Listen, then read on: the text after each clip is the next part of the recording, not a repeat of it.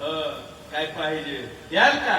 मानकोजी महाराज सांगितलं देतो, मागून बघा म्हटले. आजपर्यंत या दारात रिकामा कुणीच गेला नाही म्हटलं, पाहिजे तरी. आणि त्याने सांगितलं बघा मागितल्यावर परत नाही म्हणू नका.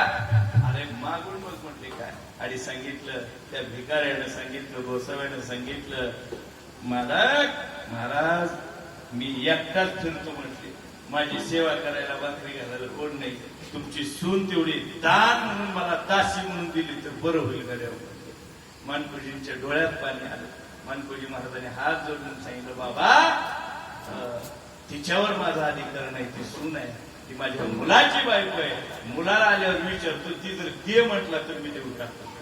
आणि तेवढ्यात मानकोजी महाराजांचा मोठा मुलगा लखमोजी, या वंश परंपरेत आम्ही 11वी पिढी म्हणून सद्गुरु दादा जयवंत महाराज आम्ही काम करतो. ते लखमोजी आला आणि लखमोजी समोर वडील उभारले. मानकोजी विचार, लखमोजी काय बाबा धर्मसंकट पडले, काय झालं बाबा? साधू आलाय दारात, फकीर आलाय दारात. मग बाबा डोळ्यात पाणी आणायचं कारण काय? असं काय मागितलं त्यांना? त्याला वचन दिलंय पण तुझ्या परवानगीशिवाय नाही देऊ शकत तो. बाबा कोणत्याची गोष्ट मागितली त्यानं ज्याची माझी परवानगी घ्यावं लागेल? मुला बाळा त्यानं तुझ्या बायकोला भागीर सुनेला दान मागितलंय माझ्या, काय करू? एवढं ऐकल्याबरोबर मुलानं सांगितलं, माझं बाबा याची परवानगी घ्यायची का गरज तुम्हाला भासावी? आम्ही तुमच्या घरात तुमच्या कृपेखाली राहतो.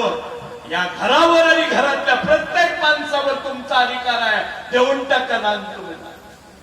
मानकोजीने जावं आणि त्या असणाऱ्या फकीराच्या हातावर पाणी सोडावं, सुन दान देऊन टाकावी दादा. आणि त्या सुनेला दान दिल्यानंतर मग देवाला विचार पडावा, हे शरीर सुद्धा सून दान देतात, सगळं देतात, याच्यापेक्षा मोठा महात्मा कोणी असणारच नाही.